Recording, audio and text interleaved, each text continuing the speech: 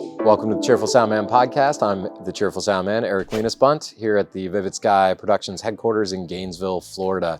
We're going to talk, as usual, about working and living in the events industry. So we do live events, concerts, production, that sort of thing. Today we're talking specifically about and to freelancers in the events industry.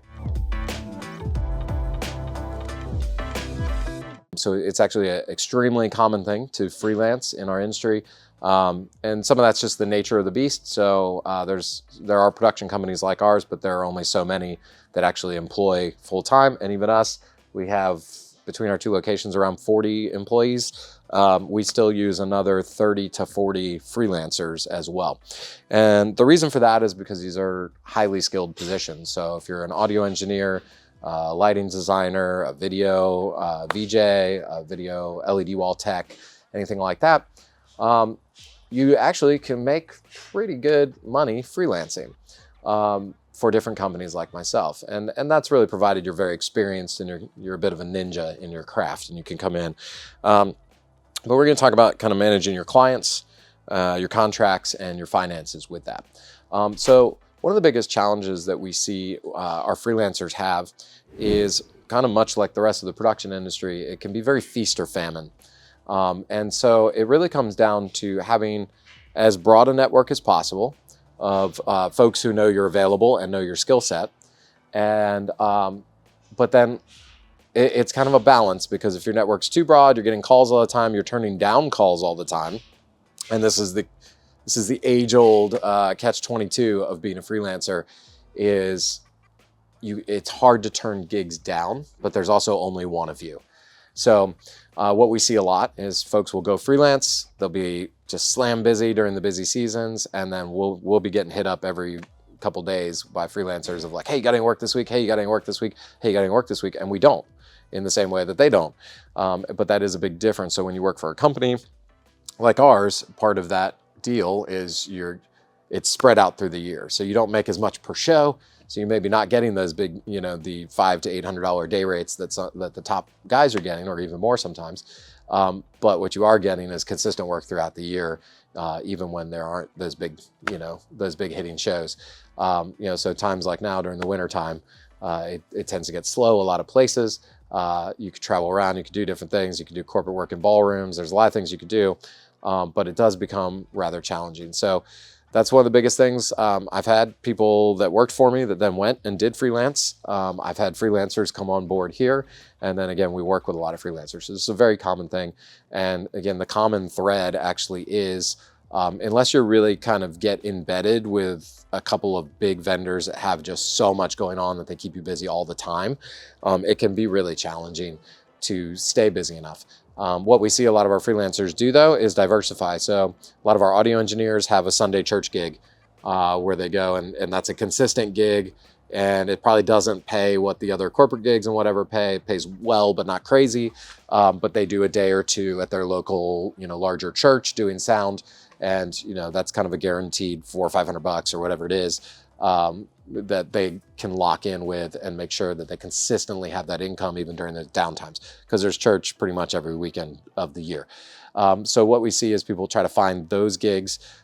We actually have a lot of freelancers that basically we fully support, like we give them we pay them over the course of a year, like a real livable salary. Just from the amount of shows they work for us. But they're folks that also want to either do their own thing or do other things, or just don't want to commit to. They don't want to be scheduled in the shop like an employee. They want to be offered a show and say yes or no. But what I will say is one of the most difficult things is balancing those no's, because I will tell you too, and it's not personal. Nobody's getting blacklisted, anything like that. But I will say, if I reach out to somebody to do a gig, by the fourth or fifth no in a row where they're not available, and again, I don't think people are just like, no, I won't work for you, because obviously they have worked for us or want to.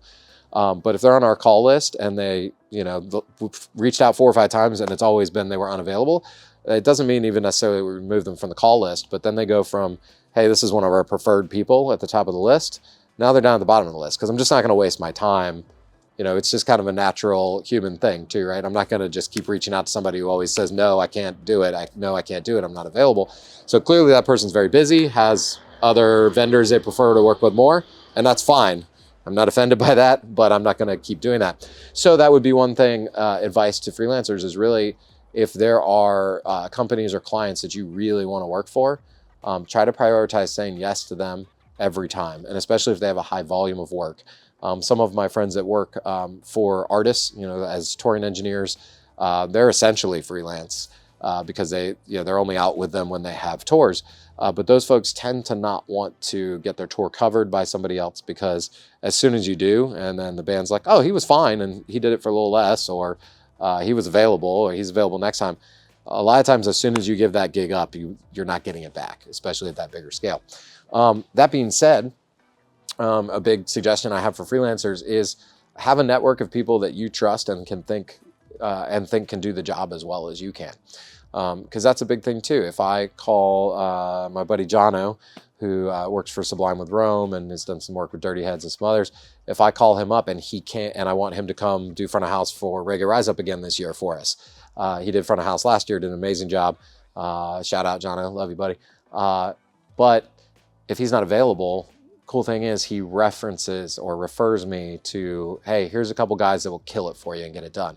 And so that has the same effect, because hey, Jono couldn't do it, but I'm not at that point bumping him down the call list because he got me covered. He sent me to somebody else. They did a good job. Awesome. Right? So now I have 2 people on my call list. Now, 4 or 5 more times he's not available again, probably going to stop calling him, or even just maybe I'm going to text him and say, hey, do you know anybody who'd be able to do this? But, it's still that balance of, you obviously can only be in one place at one time, but you want to be able to help the folks that you're serving as a freelancer, again, like myself or your band, make sure that they're covered, make sure they have somebody who's going to do a quality job. And then as you do this longer and longer, you develop those friendships, and there's kind of, sometimes they're spoken, but usually unspoken agreements and bonds of like, hey, I'm not going to steal the gig from you. I'll go cover it. But if they're like, hey, can you come out with me next week? I'm going to say, hey, talk to him who sent me there, right? Hey, talk to him first, and I'll see if I'm available. And that's kind of a diplomatic way of answering that too, because it is awkward. I've had it happen both as a company and when I was freelancing, where you go in and you just you do your thing and you do a great job, and then they're like, hey, we could just use you moving forward, and you're like, oh, this is awkward because I was here on behalf of somebody else. I'm just trying to do my job. Definitely not trying to take anybody's gig, but it does happen. Usually that's more on the side of the client offering than it is on people. But if that happens, the other suggestion I have for my freelancer friends is immediately pick up the phone. And that's what I do, even because sometimes we'll be sub-hired in. We're going to do audio or lighting for another company. And we go in, and then they start talking to us, and then they look us up. And we try we don't run around with our vivid logos and things like that. If we're asked to work for another company, we tend to go all black. Anyway, we try not to be put in that position, but inevitably it still happens. And it's happened the other way, where I brought somebody in and then they got called the next time. And that's all fine, but the way to handle that, both as a freelancer or as a company, is you call the other person right away and say, hey, they contacted me directly. And you can also kind of gauge, because sometimes I've done that and I've gotten, oh, dude, take them. I hate dealing with them. I'd rather you just deal with them. Good luck, make the money, dude. And then I've called other times where it was like, I've worked with them for 20 years. That's really messed up that they would even call you. And then that's where I go, okay, what do you want me to do? And you can have a conversation there with that person, but at least you're communicating, and you're not putting you in a position where they're sitting over there going, that jerk, because then that'll get around and people will start to spread the rumor of like, oh, he steals gigs from everybody, anybody who sends him work, he takes the client. And that's not what you want either. It's really, honoring that person who gave you the gig first and foremost. And again, a lot of times that's just communicating with them immediately. Like, hey, they called me directly to cover this next gig. And they could say, oh, that's cool. Again, I've been trying to pass them off for a while. Or they could say, oh my God, let me call the tour manager and let him know that I'm still available. And then again, the tour manager might still make the decision of like, I like this guy better. He got along with the band better. He was better on the bus, whatever the case is, right? And that does happen as well.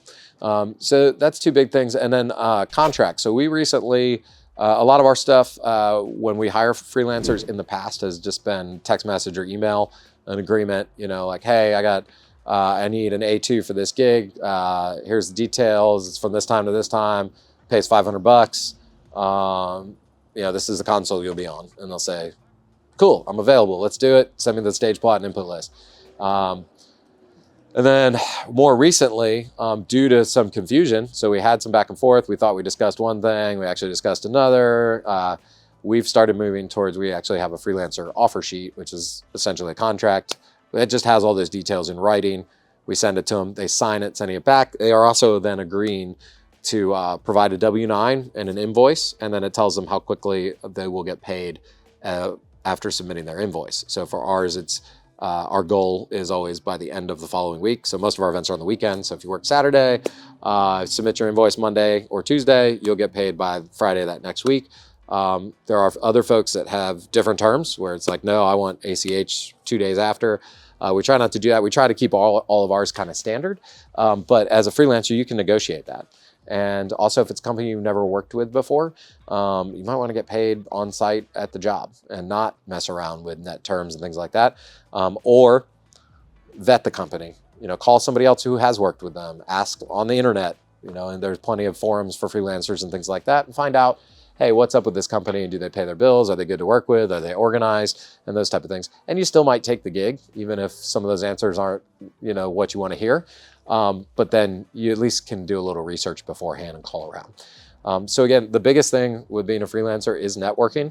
And I would say just trying in general to be a person that other people want around. We have a couple freelancers on our list that we call, they can't keep their mouths shut. And so they are very low on the list. Sometimes when we're very busy and desperate, we still give them a call, but they're just folks that want to talk way too much to the client, want to interject themselves into things that, isn't their business, or just annoy the heck out of the rest of the crew. And that's another thing is if you get along with the rest of the crew, you're much more likely to get gigs because our crew will tell me, hey, can we get JB on the gig? So JB is one of our freelancers in Tallahassee. He's been working with me. I've known him for 20 years now, I think. He does a lot of gigs for us and everybody loves him. He's a great guy. And so they often will say, they'll even help, my staff will even help me fill a call by saying like, oh, let me check with my boy. Let me see if he's available, right? And then so that's a direct reference. One of our guys, Cody, has been a touring guy for several years and same deal there. We needed a freelancer. He's like, oh, let me check with so-and-so. He actually took my old touring gig for me when I left, but he's in Jacksonville now, so he's close by. Let me see if he's available. I think he wasn't, but it doesn't matter. He was still like, that network is through his colleague, his friend, and that almost got that guy a gig, or if he was available, it would have gotten him a gig. So it really comes down to be somebody, conduct yourself in a way where other people want to be around you. Be polite, be helpful. Don't be the guy who disappears 30 times. We had a great audio engineer for years who was really great front of house guy, but we called him the alley cat because he would just like disappear into an alley and like he would just be gone and you didn't know where he was, and they'd show back up at some point. You're like, now most of his direct work was done, like his console was set up and things like that. But what the rest of the crew really wanted to see was him then finish that up and go, hey, you guys look behind. Can I help you out on stage? Right? Not, I'm going to disappear for an hour and hide somewhere. Or I never knew what he was doing. I don't know. So again, be a team player, be somebody people want around, and be as professional as humanly possible. If you're coming in as a freelancer, especially if you're charging high freelancer day rates, I expect to have to give you almost no direction. I expect to give you plots and data of this is what we're executing. Here's the venue, here's the equipment, and then I expect to not really talk to you again. And that's again the higher end of freelancers. But as you become that level or want to become that level, be as self-sufficient as possible. Ask the questions you need to get the job done and have all the information at your hands. But the more prepared you are, the better. The guys that come in and they've got their Pelican and they've got every adapter known to man, they've got their own, laptop, computer, smart rig, things like that. My audio guys, we have all that. We can supply all that. But the guys who come in are like, I gotta use my little kit, and then they keep all their stuff together. They keep it nice. They keep their workstation how they want. Those are the guys that we hire every time. And again, it's not because I don't have a problem supplying a case of adapters and a computer, but I don't have to think about these guys. I don't have to have my shop think about these guys. We give them the info, they ask their questions, they come out and they kill it. So that's really, those are my main suggestions working as a freelancer. And if you are a freelancer in Florida, I'll give a shameless plug, reach out to us at office@vividskypro.com. or go on our website and you can find our contact form there. We are always looking to add to our call list. It cycles pretty quickly because people will move and do different things, or again, because I contact them 7, 8 times in a row, they're never available, so we take them off the list eventually. So reach out to us. We work all around the state and all around the country as well, and are always looking for, again, those attributes that I said, people who are available, excited, and prepared, and make us look good and make themselves look good. So that's my suggestions for being a freelancer. Get it in writing, understand your terms of money, and be available as much as possible, and be a good person. All right, that's it.